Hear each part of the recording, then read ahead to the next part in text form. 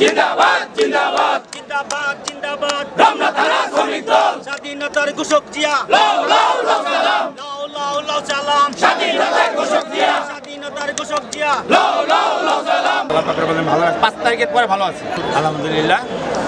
দীর্ঘ 18 বছর পর আমাদের বিএনপি থেকে মহসিন সাহেব বলা হয়েছে যে দীর্ঘ 18 বছর পরে বৃহত্তম আজকে জাতীয় সংহতি দিবসের সবচেয়ে বড় র্যালি হবে এবং আমার শ্রমিক দলের পক্ষ থেকে আমি মনে করি বৃহত্তম না, এই রমনা থানা শ্রমিক দলের পক্ষ থেকে মহানগরের শ্রমিক দলের পক্ষ থেকে বলতেছি যে বৃহত্তম না, বাংলাদেশে ঢাকা মহানগরে আজকে মিনিমাম 1 কোটি লোক নিয়ে 1 কোটি লোক নিয়ে আমরা দরকার হয় আজকে বিজয় মিছিল করবো ইনশাল্লাহ আশা করি। এতদিন আমরা বিজয় মিছিল তো দূরের কথা, আমরা কোনো কর্মসূচি শান্তিপূর্ণভাবে করতে পারি নাই। বাসার থেকে বের হতে গেলে পুলিশের ঝামেলা, ছাত্রলীগের ঝামেলা, যুবলীগের ঝামেলা, ছাত্রলীগের গুন্ডাদের ঝামেলা, তাদের কারণে আমরা বাসা থাকতে পারি না, রাত্রে ঘুমাতে পারি নাই।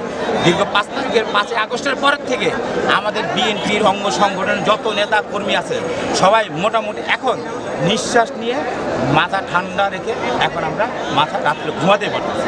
এটাই হইল সবচেয়ে বড় আনন্দ।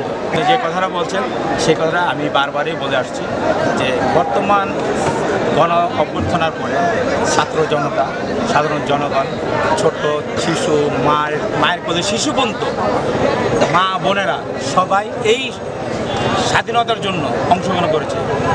স্বৈরাচারের গুলিতে মায়ের বুকে সন্তানও গুলি খেয়েছে, শিশুরা পর্যন্ত রেহাই পায় নাই। কিন্তু আমি বলবো যে এই যে স্বাধীনতাটা, এই স্বাধীনতা আমরা এখনও পূর্ণাঙ্গ উদ্ধার করতে পারি নাই।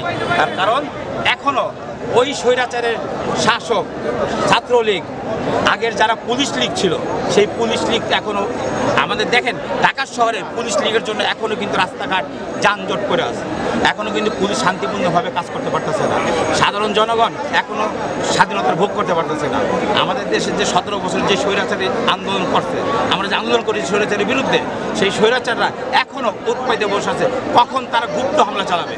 কিন্তু আমি বিশ্বাস করি আমার ঢাকা সিটিতে সারা বাংলাদেশে যতদিন পর্যন্ত বিএনপির একটা নেতা কর্মী সুস্থ থাকবে এই স্বৈরাচারীরা আর এদেশে মাথা উঁচু করে দাঁড়াতে পারবে না। সেই আশা ব্যক্ত করি। এখনো এই স্বৈরাচার লীগের সাথে যে বিএনপি নামধারী কিছু সন্ত্রাসী, বিএনপি নামধারী তারা এখনো চাঁদাবাজি করে যাচ্ছে এবং খুন খারাপি করে যাচ্ছে, তাদের বিরুদ্ধে কঠোর ব্যবস্থা নেবে কিনা আপনার? তারা যারা আওয়ামী লীগের সাথে স্বৈরাচারের সাথে যারা তার হাত মিলিয়ে যারা চাঁদাবাজি সন্ত্রাসী লুটতরাজ করতেছে তারা বিএনপি কেউ না। আমি কিন্তু বলছি নামধারী, হ্যাঁ নামধারী, তারা বিএনপির সাইনবোর্ড টাঙিয়ে বিএনপির বদনাম গাচ্ছে, আমার নেতা তারেক জিয়ার বদনাম গাচ্ছে, আমার নেত্রী অসুস্থ তার বদনাম বানাইতেছে। অতএব আমি মনে করি তাদেরকে চিহ্নিত করে আইনের আওতায় এনে তাদের শাস্তি কামনা করছে। বেগম খালেদা জিয়াকে চিকিৎসার জন্য আমরা শুনেছি যে লন্ডনে চিকিৎসার জন্য পাঠানো হবে, এটা আসলে আপনি কি জানেন? আমি যতটা শুনেছি, আমরা একজন কর্মী, একজন বিএনপির একজন সাধারণ কর্মী, এটা যদি আমাদের স্থায়ী কমিটি আছে, কেন্দ্রীয় কমিটি আছে, বড় বড় নেতা যারা সিনিয়র পর্যায়ে থাকে এটা তারা সঠিক সিদ্ধান্ত নিতে পারবে। যেমন আমার নেত্রীর যে ডাক্তার জাহিদ সাহেব স্থায়ী কমিটির সদস্য, উনি সবচেয়ে ভালো বলতে পারেন, তার কারণ ব্যক্তিগত চিকিৎসক হিসেবে ডক্টর জাহিদ সাহেব ওনার সাথে সবসময়। আমি একটা জিনিস দেখেছি যে তত্ত্বাবধায়ক সরকার আসার পরে বন্যার্থদের মাঝে আপনি যেভাবে এগিয়ে গেছেন, আপনার নেতাকর্মীদেরকে নিয়ে বন্যার্থদের মাঝে যেভাবে ত্রাণ দিয়েছেন, আগামীতে কখনো দুর্যোগ আসলে আপনারা পাশে থাকবেন কিনা জনগণের পাশে? শুধু পাশে থাকবো না, আমাদের সর্বস্ব দিয়ে যদি ভবিষ্যতে বাংলাদেশে শুধু বন্যা না যে কোনো দুর্যোগ আসুক, সেই দুর্যোগে বিএনপির উপর মহল থেকে শুরু করে একজন কর্মী পর্যন্ত সাথে থাকবে, আমি এটা বিশ্বাস করি অন্তর থেকে। আমি আরেকটা জিনিস দেখেছি যে এই যে ডেঙ্গুর মহামারী, এই সময় আপনি অনেক পদক্ষেপ নিয়েছেন, এটা আসলে কিভাবে দেখেন? আমরা যেটা পদক্ষেপ নিয়েছি, আমার নিজেরও আগামী শুক্রবার ডেঙ্গু প্রতিরোধের আমরা একটা র্যালি করব এবং সেটা মৌচাক থেকে মগবাজার, বেলি রোড থেকে মগবাজার পর্যন্ত রিপ্লেট বিতরণ করব এবং ডেঙ্গুটা বর্তমান সরকার, আমি যেটা দেখতেছি, বর্তমান সরকার অনেক ডেঙ্গু পদক্ষেপ নিচ্ছে। তারা এই মশার ওষুধ ছিটাচ্ছে, মেশিন দিয়ে ছিটাচ্ছে, বিভিন্ন জায়গায় পদক্ষেপ নিচ্ছে, পরিষ্কার পরিচালনা করতেছে। আমাদের বিএনপির তরফ থেকেও ডেঙ্গু প্রতিরোধের জন্য অনেক পদক্ষেপ নিচ্ছে, তারপরে মহলে পদক্ষেপ নিচ্ছে। কিন্তু এই ডেঙ্গু প্রতিরোধ একটা খুব মহামারী একটা দিন।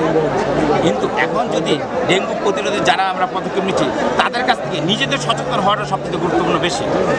বিএনপির ভারপ্রাপ্ত চেয়ারম্যান আপনাদেরকে বারবার নির্দেশনা দিয়েছেন যে এই বাংলাদেশে কোনো চাঁদাবাজি, সন্ত্রাসী, কোনো মাদক থাকবে না। এটা নির্মূলের জন্য আপনার এলাকায় আপনি কী পদক্ষেপ নিচ্ছেন? আপনি যে কথা বলছেন, 31 সদস্য বিশিষ্ট একটা কমিটি করা হয়েছে এবং 31 দফা, আমাদের বিএনপি থেকে 31 দফা দেওয়া হয়েছে। সেই দফার অনুযায়ী আমি নিজেও আমার থানার থেকে, আমি রমনা থানার শ্রমিক দলের সভাপতি হিসেবে আমার সাথে আমার সেক্রেটারি এবং আমাদের অন্য সহকর্মী, সভাপতি, সেক্রেটারি, ইন্টোটাল পুরো শ্রমিক দলের রমনা থানা পুরো কমিটি, ওয়ার্ড কমিটি থেকে শুরু করে সবাই সন্ত্রাস বিরোধী, চাঁদাবাজির বিরুদ্ধে আমরা কাজ করতেছি। স্বয়ং আমি নিজে ওসি সাহেব, রমনা থানা ওসি সাহেবের সাথে আমি সাক্ষাৎ করেছি আমাদের টিম নিয়ে, যে বলেছি যে চাঁদার মূল ইস্যু হলো ফুটপাত। ফুটপাতটা যদি বন্ধ করতে পারেন, আমি মনে করি 100% আমি গ্যারান্টি দেব বাংলাদেশে কোনো চাঁদাবাজ থাকবে না। আমার শেষ প্রশ্ন হচ্ছে যে এই বৈষম্য বিরোধী আন্দোলনের পরে আমাদের সরকার প্রধান উপদেষ্টা ডক্টর ইউনূস সাহেব এসেছেন, ওনাদের আপনাদের আস্থা কত? আমাদের আস্থা, ওনাদের কাছে যদি আস্থা না থাকতো তাহলে আমরা 5 আগস্টের পরে তারা যখন শপথ গ্রহণ তারা আমাদের উপর মহল, সর্বোচ্চ মহল থেকে তাদের উপর, এবং তারেক জিয়া আমাদের ভাইস চেয়ারম্যান সাহেব, বর্তমান যে চেয়ারম্যান সাহেব, আমরা উনি যারেক যুক্তি ঘোষণা দিচ্ছে।